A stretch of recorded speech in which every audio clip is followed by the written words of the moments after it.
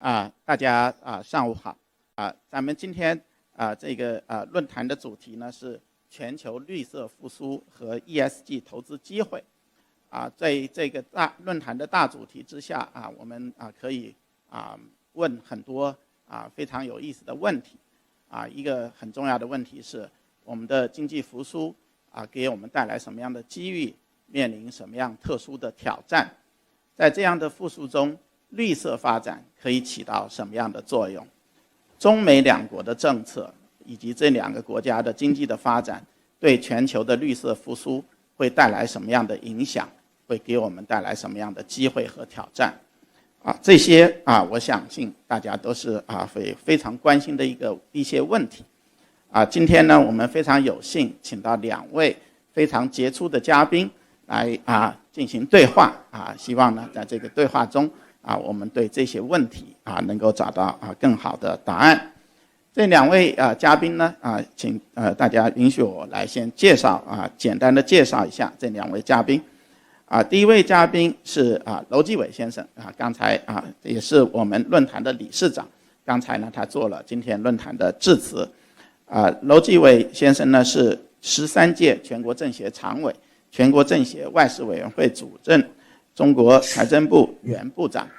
1988年到2013年期间历任上海市经济体制改革办公室副主任，国家体改委宏观调控体制司司长，贵州省副省长，财政部副部长，党组副书记，国务院副秘书长，机关党组成员兼国家外汇投资公司筹备组组长，中国投资有限公司党委书记、董事长兼首席执行官。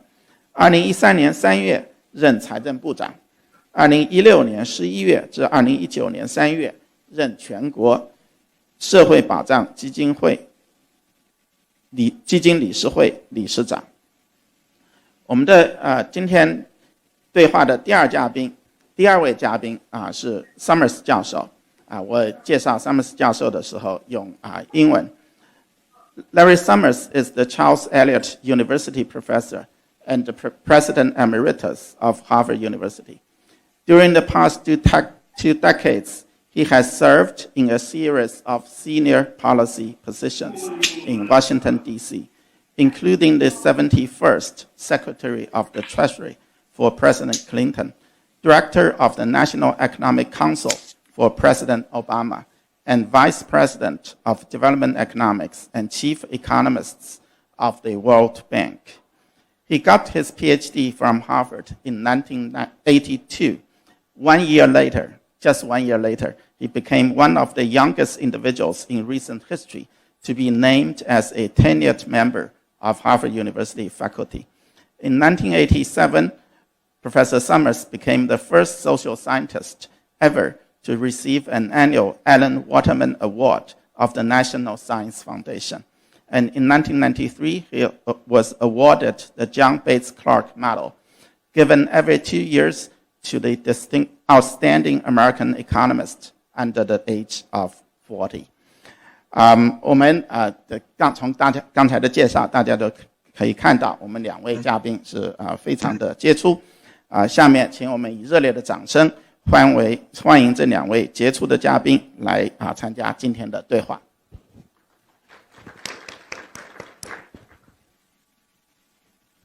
我们今天对话的组织方式呢是由我来提一系列的问题。当每一个问题提出之后呢，我会先请1位嘉宾首先做回答，然后呢另一位嘉宾呢之后做这个补充和评论然后到另一个问题的时候，我们也会可能这次序会稍微有所改变。那么下面呢，由于时间关系，我们就直接的进入今天的问题首先第一个问题呢，我想先请楼部长来回答新冠疫情最严峻的时刻已经过去，全球经济在复苏的过程中，这样的复苏面临哪些重要的挑战？楼部长。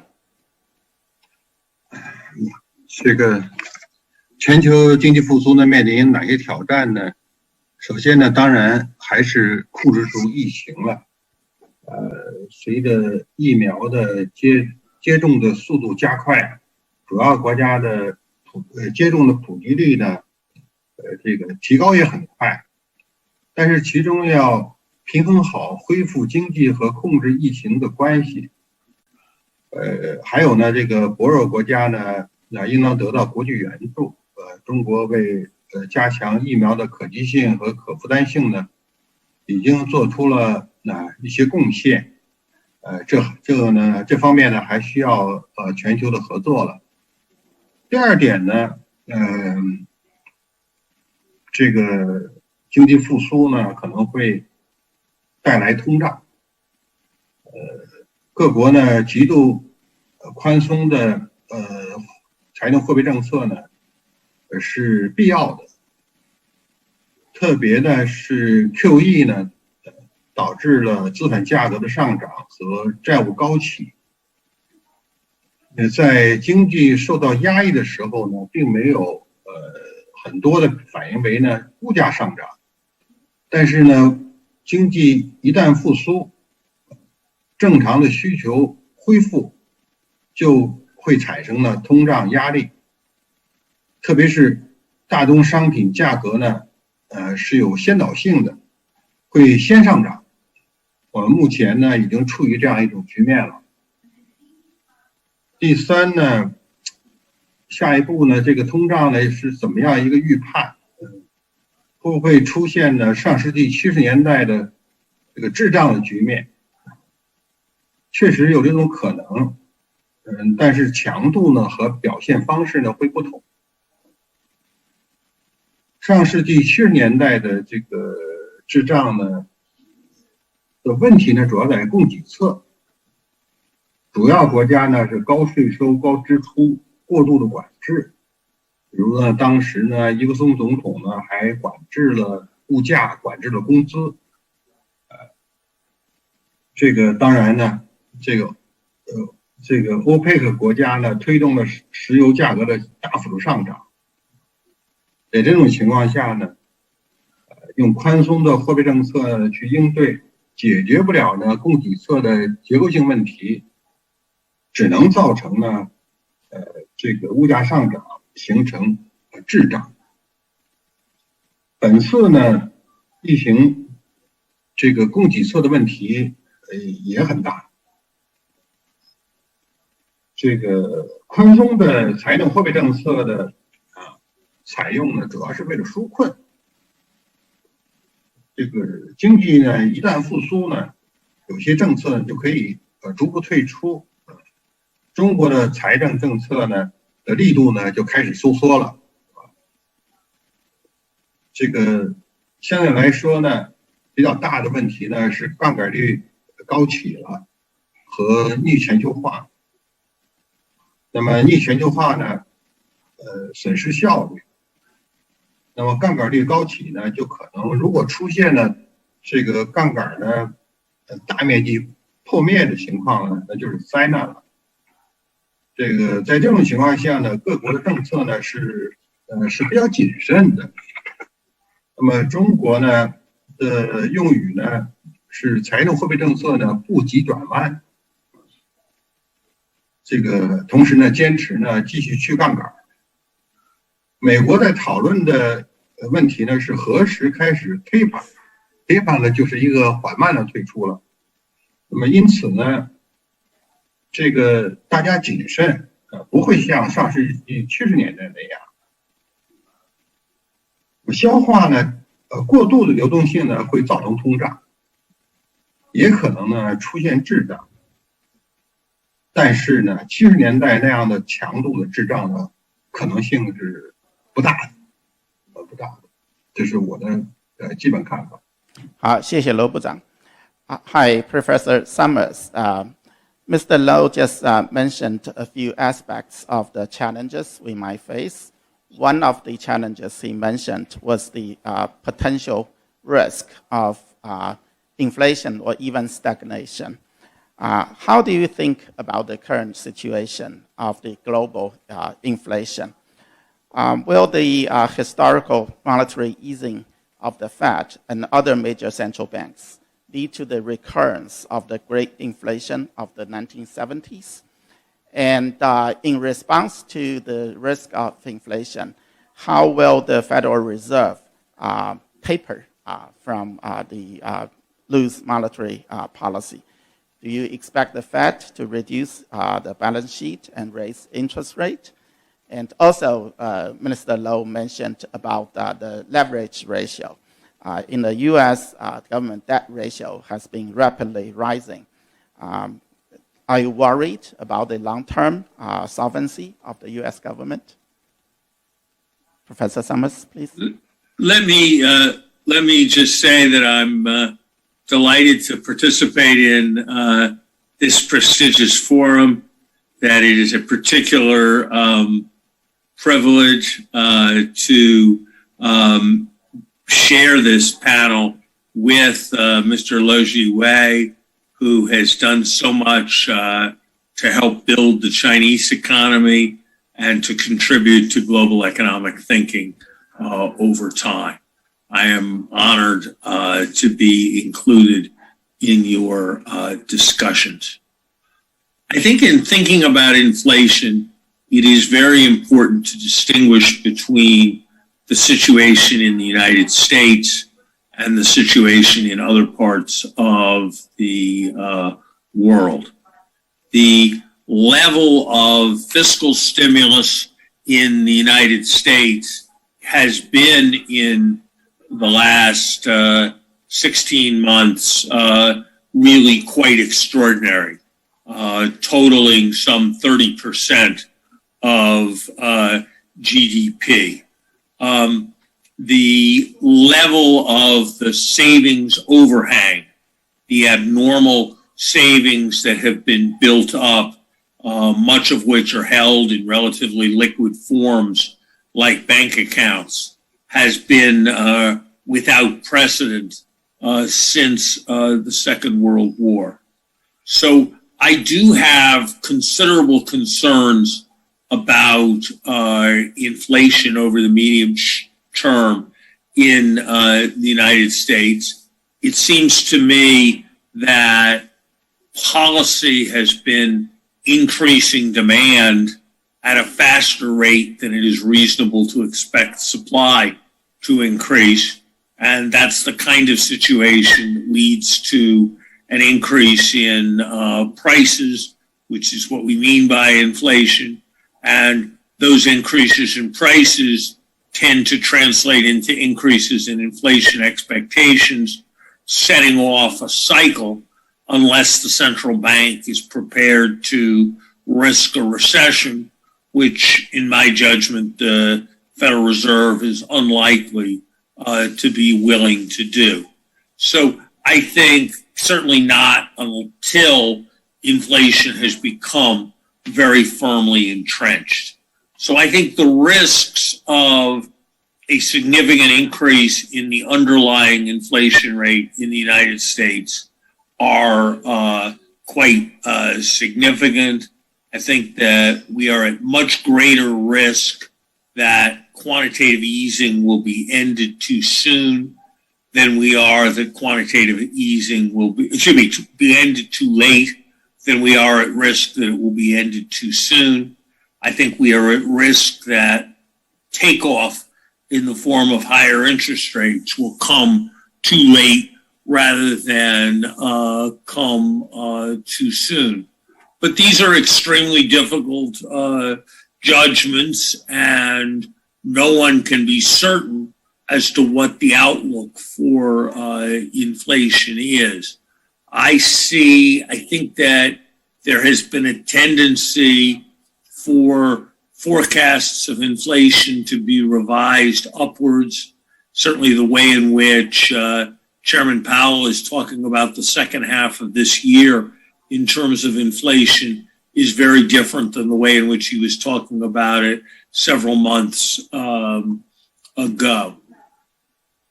I think that the question of government debt accumulation is a complicated one. And I think the right general rule with respect to debt accumulation is that it's a mistake to judge the accumulation of debt as good or bad independent of the uses to which the money is being put. Insofar as we're funding highly productive, high return public investment in the future of our workforce or in technological development or in repairing our infrastructure, I think that a certain amount of debt accumulation that that supports that investment may be warranted, especially given the very low level of interest rates. Insofar as we're supporting transfer payments to families, insofar as we're supporting investments that may have various kinds of social returns, but will not yield a return in the form of higher tax revenues to the government, I think financing those investments with debt is much more problematic. I think that one has to be hard-headed and realistic in looking at forecasts. I do not, and I want to emphasize this, I do not find realistic or plausible concerns about the solvency of the U.S. government. The U.S. government has what is probably the world's most valuable economic asset, the ability and the capacity to tax the citizens of the United States and the American economy. And so I don't think it's an issue of solvency. I think it is an issue of prudent policy, and I would be concerned about excessive debt accumulation. Thank you very much, Professor Summers. 楼部长，刚才Summers 教授对美国的这个对通胀的影响以及美国财政政策做了一些评论，您有什么评论？另外呢，在您讲完评论之后，我们希望进入另一个问题，就是我们今天的主题是全球的绿色复苏。您认为这个绿色复苏给全球带来什么样的挑战，还有什么样的机会？在绿色复苏中，中美两国有些什么样的合作的空间？对于全球的绿色复苏，您还有其他的什么样的建议？我的看法呢是，我很同意他的看法了。这个财政政策呢，目前是纾困性的财政政策，这个呢随着疫情复苏呢是很容易很快的退出的，和中国的情况是一样的，这个问题倒不是很大。那问题比较大的话呢，是货币政策，什么时候退出？我也是跟他的看法一样呢，很难讲时点了，但是我是觉得，从大家的谨慎性的角度来估计，这个 Fed 缩表加息呢，今年的可能性不是很大，明年有可能而且很可能在下半年。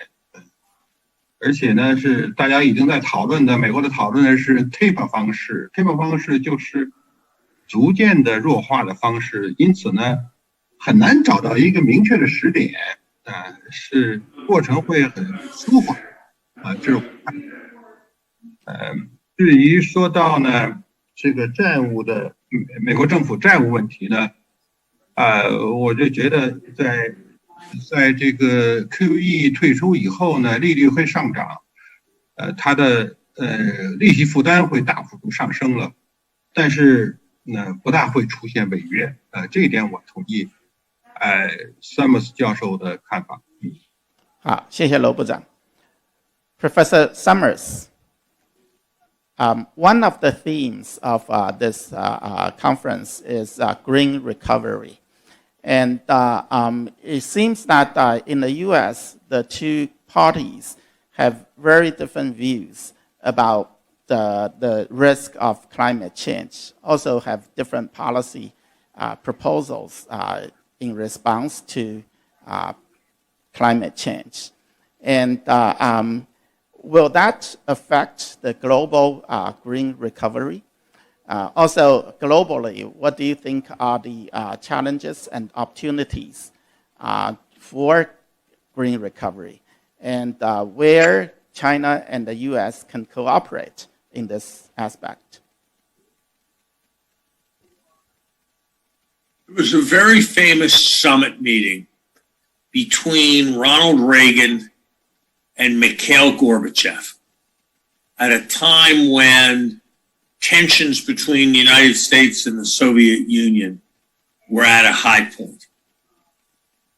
At that meeting, when they went for a walk privately, President Reagan asked Premier Gorbachev, if Martians attacked us from another planet, would you help us defend ourselves? And Mikhail Gorbachev laughed and said yes. If Martians attacked the Soviet Union, would the United States help defend us? And Ronald Reagan laughed and said yes. We don't face threats from Martians, but we do face threats that are in common with a hypothetical Martian threat, threats that face everyone on Earth and require the cooperation of everyone on Earth if they are to be addressed. Those threats include climate change. Those threats include pandemic disease, where COVID may be remembered as only a dress rehearsal for the challenges that are to come. Those threats involve terrorism. And I think it is vitally important that we recognize, as President Reagan and Premier Gorbachev were starting to in that conversation, that power and security may depend as much on fostering cooperation as they do on balancing power. And that ultimately the threat to the Chinese students that I'm privileged to teach at Harvard, as the threat to the American students, many of whom very much want to go and study in China. The threat to them over their livelihoods, over their lifetimes, probably has more to do with these global issues like climate change, like pandemic disease, or competition in semiconductors, or issues of that kind. I think there is an increasing appreciation of this in the United States.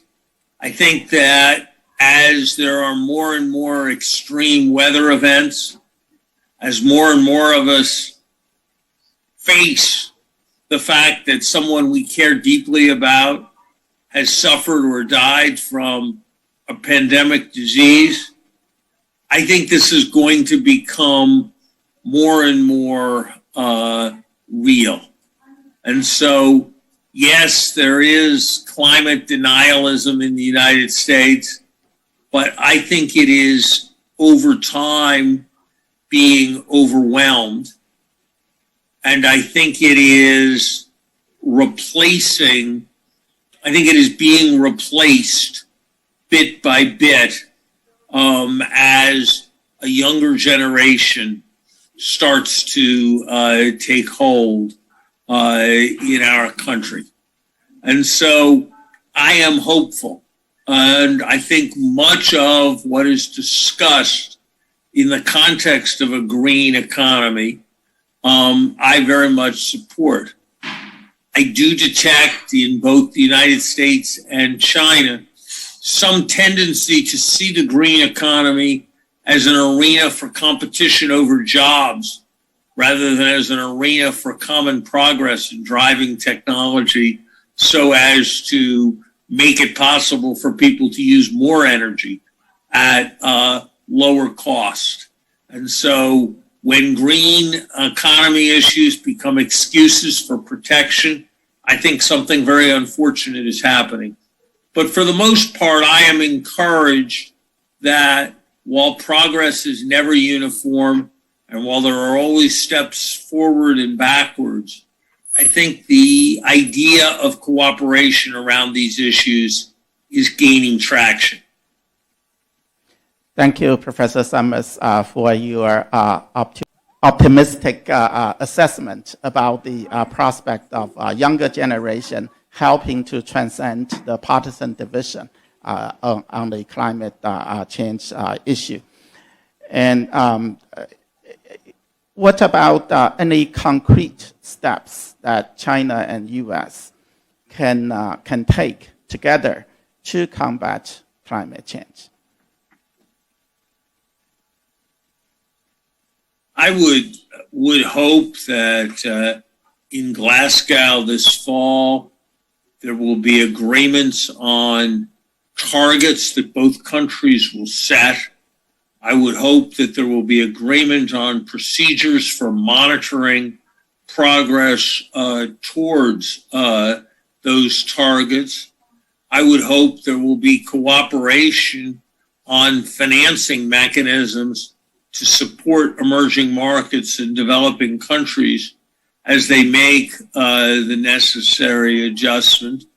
And I would hope that there was a date by which coal will cease to be used as a source of electric power here on planet Earth. Thank you. 楼部长，下面一个问题，希望请您回答，就是疫情以来呢，全球产业链在加速的重构和调整，您怎么来看这样的一个这样的一个趋势未来的走向是什么样？另外呢 ，G7国家呢，它设置了全球最低的企业税率您觉得这样的最低企业税率会怎么样影响全球的产业链？确实，疫情以来呢，全球产业链呢在加速重构了。有其合理的一面。疫情突发呢，就是表现出呢这个公共卫生的产品的产业链供应链的脆弱性。那么这样的话呢，一些国家的把这方面的产业链拉到周边的是必然的，必然。然后呢，疫情的复苏呢，各国的情况不一样了。我们可以看见呢，导致了一些供应链的方面的问题，比如说最近呢，芯片这个短缺，导致了大量的这个汽车呀，甚至一些家电的都不能生产了。这样的话呢，是不是各国呢想办法突破这些芯片的生产，把产业链拉到周边？这我都理解，就是说呢，需要在效率、安全、自主性之间呢进行平衡。但是现在呢，有一个问题呢，就是疫情时期呢，正好又叠加了贸易保护主义和逆全球化的这个潮流，我是感到非常担心的了，这个呢是希望呢大家对谁都没好处，大家能够合作呢，能够解决这个问题。至于谈到了绿色复苏呢，我注意到呢，这个拜登的基建计划中呢，其实他提出来呢，就包括呢是充电桩，他也希望呢代替这些柴油车等等的这是一个非常好的想法了。但是我觉得不大可能呢实现这个两党形成共识吧。从目前看呢，很可能是在传统基建领域呢形成共识。那么这个也是规模上呢会可能比这个拜登提出的方案要小得多。我觉得也很有必要。美国是确实应该推进基建了，这10年之前呢，我就和 Larry Summers 呢，我们就有过讨论，我们在这点达成一致，特别是我们当时提到了这个美国电网的脆弱性，那么怎么加强电网投资？那么在现在情况下呢，我觉得电网投资呢也是一个在美国电网的投资其实也是个绿色的，因为美国的电网呢效率很低的这个上百个小电网的弱连接如果加大投资把它兼顾起来，按照现在的低利率的环境呢，市场化的融资使用者付费的方式，这个用户呢并不见得增加多少成本，但是呢会大幅度的降低网耗降低这个传输过程中的这个损耗，提高效率，实际呢也是节约能源。这一点呢，这个我们在10年前嘛，当时 Larry 呢还是做白宫基建委员会主任的时候，我是在中投做 CEO 的时候，我们就做过讨论了，都是一致的。我也看到呢，奥巴马总统呢和 Trump 总统呢都是在这方面呢付出了一定努力，但是呢都没有什么进展。这次我希望呢拜登总统呢能够推出真正有效的一个进程。这方面呢，我们其实两国呢也可以合作。好，谢谢楼部长。下面Professor Summers, the next questions are for you. And Mr. Low just made some comments about the restructuring of the global value chain. What's your thoughts about this issue, and what do you think are the impacts of this restructuring on the global development? And Minister Low also brought up the issue of infrastructure spending in the U.S. And the Biden administration has made a big proposal about infrastructure investment. Also, there's another proposal about how to support families. And behind this proposal is the proposal to increase taxes. And what's your thought on these issues, on the issue of restructuring of global value chain, on the infrastructure investment in the U.S., and on the investment in families, and how to finance these investments and their impact on the global economy? I'm broadly supportive of President Biden's infrastructure and family investment proposals. Seems to me that if you look at American highways, or you look at American airports, or you look at the state of repair of our cities, or you look at the water supply, or you look at the extent to which Americans do or do not have access to broadband, that there's a very strong case for increased public investment. And so I am very much supportive of the idea of increased investment. I am, of course, mindful, my career started as a tax economist, of the concerns about the disincentive effects of taxes. But in the current context of extraordinarily low interest rates, extraordinarily high stock market multiples, expensing of most investment, I find the idea that the cost of capital is a deterrent to investment to be a very unlikely one. And so in general, I would support a raising of corporate taxes, appropriate raising of taxes on the highest income individuals in order to make necessary public investments. I think that that inevitably after periods of uncertainty, there is emphasis on the risks of economic insecurity, and as it's been said, more emphasis on just in time, just in case, and less emphasis on just in time. More emphasis on just in case and less on just in time. And I think that is broadly appropriate.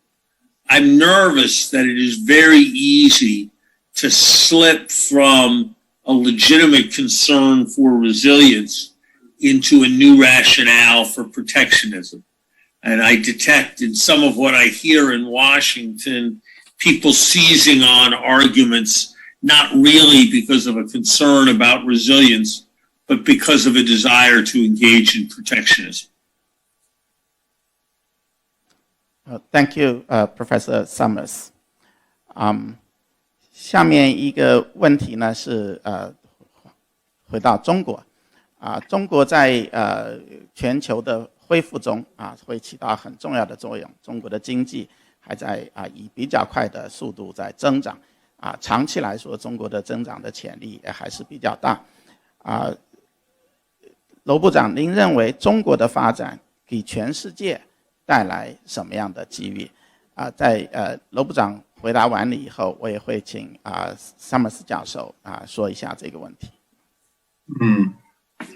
中国的这个发展呢，会给全世界呢带来了合作和发展的一些机遇了，这是没有问题的。我想强调，那么简单强调几点了。一个是，中国是一个巨大的市场，那么主要国家看到这一点，其实我要提示一下呢，中国呢对40多个最不发达国家呢实行了这个零关税，他们都成为他们的最大的出口市场。这是第一点。第二点呢是金融市场，金融市场的这个的吸引力越来越大，特别是2018年以来，我国的这个金融开放的步伐呢大幅度的加快了。那么我们看到呢，这个海外投资人呢对中国的投资呢力度也在加大，因为呢中国的市场特征、汇率的波动与主要国家呢它有互补性。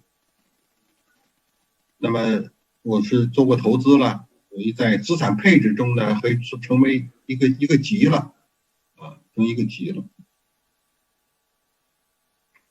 那么第三点呢，相对来说呢有一个最完整的产业链了，这个而且呢正在用新技术呢来这个减少呢削弱呢劳动力成本上升的这些不利影响，吸引了全球的直接投资。现在吸引全球直接投资是最大的。我这次去调研呢，就遇到一些外资了，他们问他们到海外转移出去的考虑，他们其实不仅仅看劳动力成本了，这就是说我在中国我什么都可以配套，我找不到其他地方，所以呢，这也是对大家有大的贡献了。当然第四点呢，是中国呢是逻辑上40多年改革开放逻辑上呢，就是接受全球化、融入全球化的。现在正在按照国际的标准来改善营商环境。这个“十四五”规划的中呢就有国内贸易对接国际贸易规则了，要实现贸易的更加便利化。因此呢，这些呢都是全球带来了这个合作的机会。还有一点，我想简单就是说，其实维护以联合国为中心的现存的国际治理体系是中国一致的这样做的这个40多年来呢，我们从改革开放和现存的国际治理体系中呢得益呢，所以我们不会放弃这一贯的政策了。这个我是非常希望呢，世界各国呢，特别主要国家呢，大家都致力维护现存的国际治理体系了。这是我的一点看法。好，谢谢楼部长。Professor Summers, given the time limit, can you offer a few very quick words about the opportunities the Chinese economy brings to the world? I think that when historians look back on our era, they will remember what has happened in China over the last 40 years as something that is as great or quite possibly a greater event in economic history than the Industrial Revolution that began in Britain at the beginning of the 19th century. Never before have the lives of so many people been transformed so profoundly by economic progress. It has had massive impacts on every aspect of the global economy, from commodity prices to cultural preferences, from the nature of technology, industries, to thinking about the flow of financial capital. And I think it is a central challenge for China to move beyond a paradigm where it thinks that it can take from the global system to a paradigm where it recognizes it also has to give to the global system, and where it is necessary for countries like mine to recognize that China cannot be slotted into a system of our design, but instead that the question of how the global system is going to be structured has to be a matter of joint discussion and joint negotiation. And that in some ways, the question of preeminence, the question of who has the largest economy, of who has a stronger economy, are all subordinate to the question of how we're going to live together on the one planet that we have. And I hope we can focus more on our common interests and less on competitions that neither side can win, whether those are in the ideological sphere, the military sphere, or the economic sphere. Thank you very much, Professor Summers. Let's hope that the two countries can work together to improve the global system.